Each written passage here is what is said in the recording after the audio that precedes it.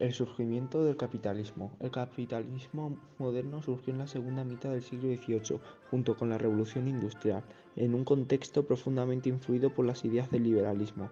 En esto fue fundamental el aporte del filósofo Adam Smith. Su obra, La riqueza de las naciones, que fue pintada en 1776, asentó las bases del libre mercado y lo consagró como padre de la economía moderna. El capitalismo industrial, cuyas ganancias se basan en la producción de mercancías para el consumo, fue dominante a lo largo de todo el siglo XIX y se mantiene vigente hasta hoy. Este modelo dio un nuevo impulso a la economía al masificar la producción y el consumo. También masificó los puestos de trabajo bajo un esquema salarial y dio lugar a una nueva clase social, el proletariado o clase obrera.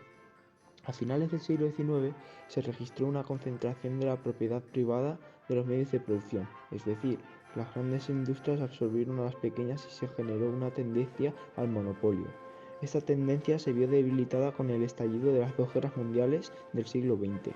Desde el fin de la Segunda Guerra Mundial se desarrolló un capitalismo planificado, con una mayor presencia del Estado. Poco a poco se desarrollaron tendencias a la luz de los cambios venideros. Una de las más influyentes en la actualidad es el capitalismo financiero. En este modelo, donde predominan las instituciones bancarias y financieras, las ganancias se basan en la especulación, los tipos de cambio, el movimiento de capital y el comercio de productos financieros, bonos, créditos, etc. La modernidad surge en Europa a partir del siglo V, después de que se provocaran cambios emblemáticos a nivel mundial, como la conquista de América por los europeos, el desarrollo de la imprenta, la reforma protestante, el Renacimiento y la revolución científica. Según acepciones, solo se alcanzan plenamente tras la transformación de la sociedad preindustrial rural tradicional en la sociedad industrial y urbana moderna que se produce con la revolución industrial y el triunfo del capitalismo. El movimiento propone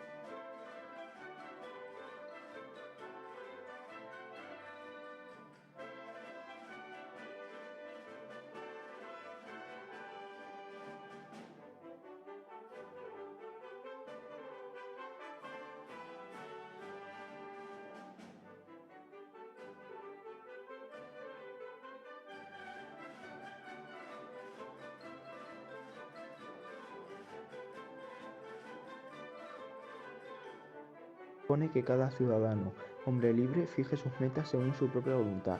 Esta se alcanza de una manera lógica y racional, es decir, sistemáticamente dándole sentido a la vida. Por cuestiones de manejo político y de poder, se trata de imponer la lógica y la razón, negándose a la práctica de los valores tradicionales o impuestos por la autoridad. Ámbito económico y social de la modernidad. En el ámbito económico se produce un crecimiento causado por los incrementos de los intercambios comerciales, especialmente de Italia, de los Países Bajos y de las monarquías ibéricas gracias al descubrimiento de América. Ese crecimiento de las ciudades y de una burguesía con dinero el que va a acometer los desafíos de un nuevo conocimiento. La expansión geográfica implica el desarrollo de la industria naval y algunos inventos como la brújula. Hay un abandono del sistema feudal del medievo, basado en la propiedad de la tierra para dejar paso al capitalismo mercantil, que va a haber un comercio entre América y Asia. Y nace también el derecho internacional para intentar regular los intercambios mercantiles. Ámbito filosófico de la modernidad. Durante el Renacimiento también hay un cambio en la filosofía, ya que la modernidad coincide con el nacimiento de una nueva actitud ante el mundo que conlleva una nueva experiencia ante la realidad. Hay nuevos conceptos como el concepto de infinito, que es el espacio que se expande sin límite hasta hacerse infinito. Por lo contrario, en la Edad Media se creía que el infinito era la negación del espacio y del tiempo. Esto permite concebir el espacio no como un receptáculo cerrado, una cárcel en la que vivimos, sino como un territorio de conquista. El concepto de progreso, la idea de que la humanidad progresa hacia una sociedad mejor, tanto en las condiciones de vida como en la moral. El concepto de libertad, El hombre toma conciencia de su propia vida, no sujeta a ninguna tradición ni determinada por nada que no sea su propia voluntad. Y el nacimiento del sujeto. La comunicación. Es una de las características más importantes del mundo moderno, ya que la comunicación nos proporciona compañía cuando la necesitamos y nos permite compartir información básica y forjar los consensos necesarios entre nosotros.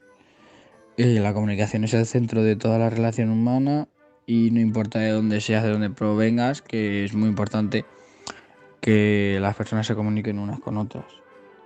Ámbito cultural y científico de la modernidad. El humanismo predomina en el Renacimiento y sus características son el antropocentrismo. El hombre se sitúa en el centro de la creación, como puede ser de la literatura, medicina, filosofía. El individualismo es cuando el hombre se libera para confiar en sus propias fuerzas y ampliar sus posibilidades de realización. Y la vuelta al mundo clásico grecorromano. Por otra parte, en lo científico significa desarrollo de la cartografía y de las técnicas de la navegación, como puede ser la brújula. Invención de la imprenta de Gutenberg, que termina con el control eclesiástico del conocimiento y la secularización. Descubrimiento de la pólvora y su aplicación a la guerra. Impulsó la astronomía con el renacimiento del nuevo sistema de los cielos. El heliocentrismo, que permite explicar la ausencia del paraje estelar. Y la aparición del método científico basado en la experimentación y en la observación de la naturaleza.